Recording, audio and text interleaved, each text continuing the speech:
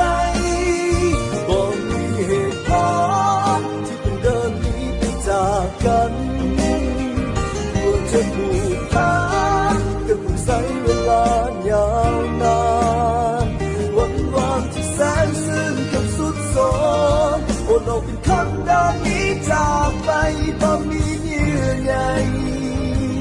บ่มีน้ำใจ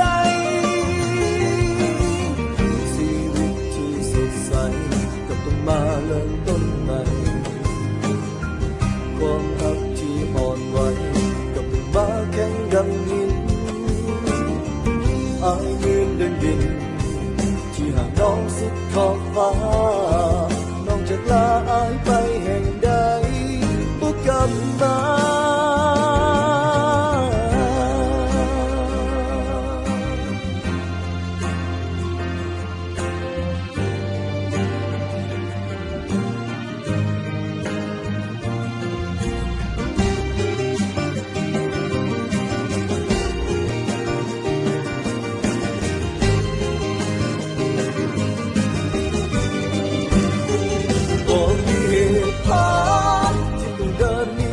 จากกัน